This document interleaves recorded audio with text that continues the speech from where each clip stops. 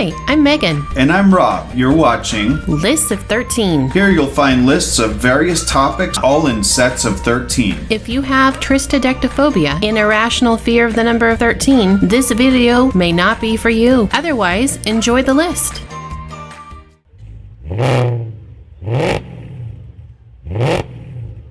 Here at Lists of 13, we like cars. Some may even say we have an unhealthy obsession with them. It doesn't matter what kind of car it is, we are interested in them. Fast cars, slow cars, new cars, old cars, American cars, imports, any kind of cars. In this series, we are talking about cars. All kinds of cars. The good, the bad, and the things that you probably didn't know.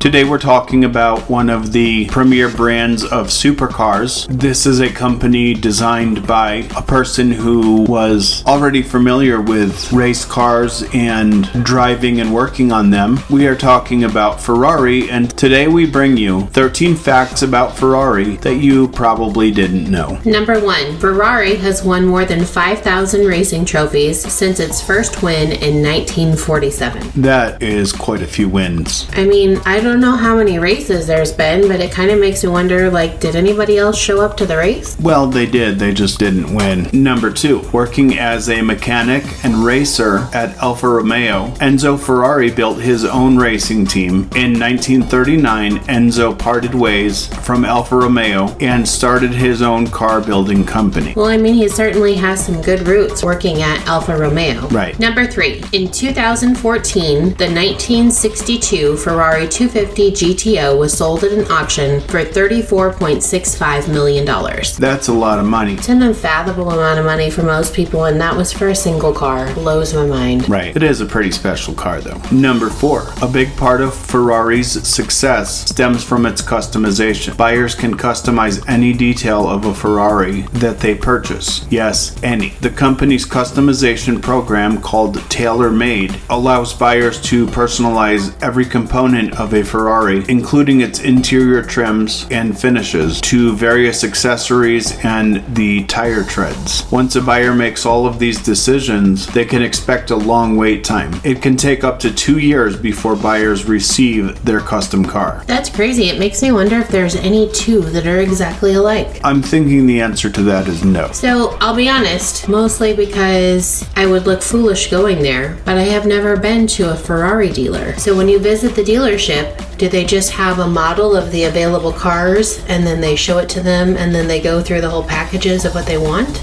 Yes. Number 5. The 125S was the first car ever made by Ferrari, powered with a 12-cylinder, 1.5-liter engine. That's pretty small, especially for that many cylinders. I'm guessing that we didn't consider it to be supercar status at that point. Right. Number 6. Although Enzo Ferrari was successful in both racing and automotive production, he still suffered with his terminally ill son Dino. Eventually, Enzo would tragically lose him. The death was due to muscular dystrophy, which had gotten worse over several years. The death really shook the Ferrari founder at the time, but he was determined to honor his son's memory. To do this, he named a series of his vehicles as Dino. Even though they weren't considered real Ferraris by some. They were some very outstanding and fun cars. Number 7. The company is so famous that they've expanded into the retail market. They sell clothing, headphones, watches, etc. This segment of the company makes $1.5 billion in retail sales each year worldwide. Aside from their products, Ferrari also licenses its brand to other companies like Oakley, Lego, Kyosho, Mattel, and Electronic Arts. And wouldn't you like to make $1.5 billion on just your side job?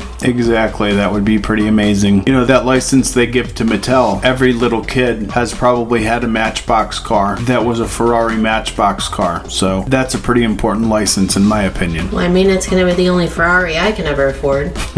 Even if the price has increased from 99 cents. Number 8. The firm's famous prancing horse logo was adapted from an insignia used by Italian World War I fighter ace Francesco Baracca. Baracca's mother told Enzo Ferrari to put it on his cars for good luck. Well, I mean, I'm not sure that he needed any good luck. but clearly Ferrari is wildly popular. True. And successful. Yes. Number 9. Today you can get a Ferrari in various colors, but the most iconic color is cherry red. The official title for the famous red paint is Rosso Scuderia. In fact, 45% of Ferraris sold are in this color. There's not many cars that could pull off being painted in that color, but Ferraris really do look good in that Ferrari red. In fact, if I remember correctly, the car that Cameron's dad has in Ferris Bueller's Day Off that they take out for a joyride is in that exact color. You're right. I'm pretty sure that that's the first car that I was ever aware was a Ferrari, and it's sweet. Number 10. Ferrari has its own theme park known as Ferrari World in Abu Dhabi, which hosts the fastest roller coaster in the world. Well, as if they didn't have all kinds of other amazing things, they apparently need to have a theme park with the fastest roller coaster. Do you suppose that's insinuating something? Kind of like those 5,000 racing wins? Well, I think part of the thing also, though, people that drive Ferraris would probably be the people to go to the theme park. So they're used to having really fast cars, and if they went on a regular roller coaster, maybe it just wouldn't be enough for them. Apparently, although maybe that's the case, but I'm not really sure that everybody visiting Ferrari World actually owns a Ferrari. I don't know. Number 11. Testarossa means redhead in Italian, a peculiar name for a 3.5-liter 12-cylinder engine. That's precisely what the producers called both engine and the Ferrari supercar it was used for in 1984. And really, I mean, those Testarossas, those were pretty cool cars. Maybe a little bit like an evil redheaded stepchild, I don't know. Number 12. We're all aware of how expensive it is to own a Ferrari, but did you know you can rent them in Los Angeles? Depending on the model you desire, the price ranges from $1,250 a day to $2,000 a day. That's lots of fun. I can't imagine if my insurance would cover that or not. And I don't suppose they make any models that are automatic, huh? Well, they've got paddle shifters, so they're not like normal standards. So you're saying I could practice with the paddle shifters on my Subaru and prepare myself to go rent a Ferrari in LA? Very possibly. Might literally be the best reason ever to visit. And number 13. In the not so distant future, you can expect to see many Ferrari hybrids and electric cars on the road. The first hybrid was introduced in 2022, and the first fully electric car is slated for 2025. It's really cool. Even a company that is so into performance and such is making sure that they will also be environmentally friendly. Yes, kudos to them for sure. However, it's hard to imagine that you can replace something like a 12-cylinder engine with something that's fully electric and still call it a supercar. We hope you enjoyed this list today about Ferrari and things you probably didn't know. Tell us what your favorite fact was in the comments.